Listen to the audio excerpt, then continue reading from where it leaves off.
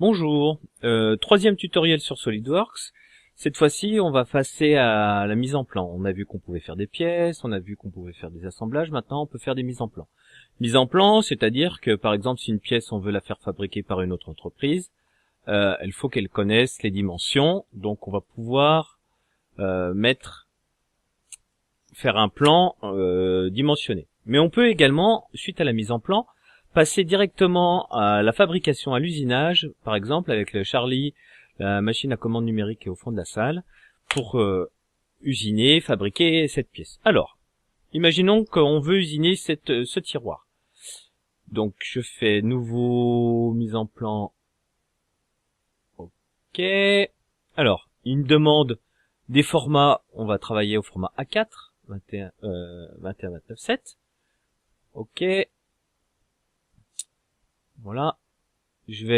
Ça c'est ma feuille, donc en bas c'est ce qu'on appelle un cartouche.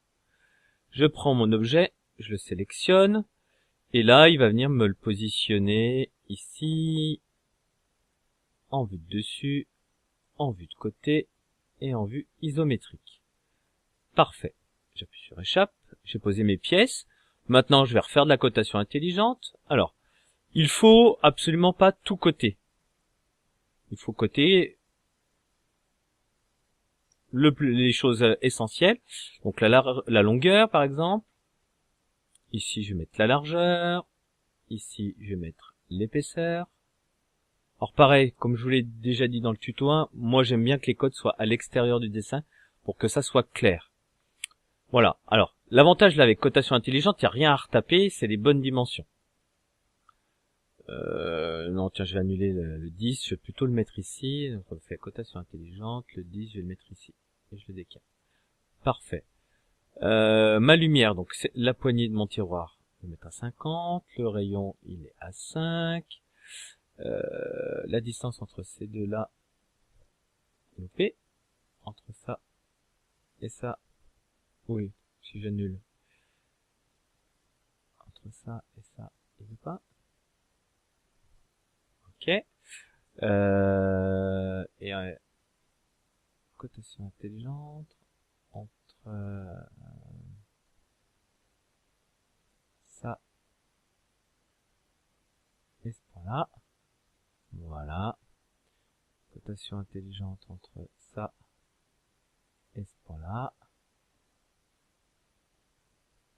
Voilà. Théoriquement, avec toutes ces cotes, on devrait pouvoir fabriquer, usiner, soit au collège, soit éventuellement dans une autre entreprise.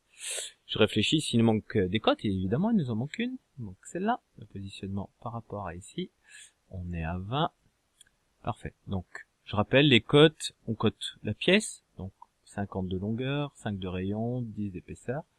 Parfait. Une fois que la pièce est cotée par rapport à un premier bord 20 mm, par rapport au deuxième bord 75 mm. Et ma pièce globale fait 200 par 50 et 10 d'épais. Parfait. Théoriquement, ma pièce est bien cotée. Fichier, enregistré sous, tiroir, alors, faut que j'enlève côté, le côté avant c'est un peu contradictoire. Côté, tiroir avant, mise en plan. J'enregistre. Ça, je pourrais l'imprimer et le donner à une entreprise. Mais, je peux aussi le transformer dans un format de fichier que la machine à commande numérique connaît. Ce format de fichier, c'est ce qu'on appelle le DXF. Donc, je viens ici dans Fichier, Enregistrer sous, et ici, dans Type de fichier, je vais changer. Je veux pas une mise en plan, je veux du DXF. Tiroir avant mise en plan, je vais enlever mise en plan. Et je vais mettre DXF. Non, je vais pas le mettre parce qu'en fait, tout seul, SolidWorks va rajouter tiroir avant .dxf. J'enregistre. Et voilà. Je vais vérifier dans mon explorateur, dans mes documents, si j'ai bien mon tiroir avant. Pour savoir, je fais clic droit, propriété, et normalement il s'appelle, voilà, ici .dxf. On est bon.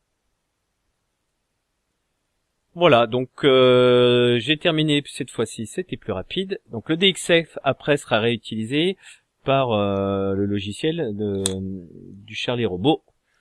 Et ça, c'est une autre histoire. Merci.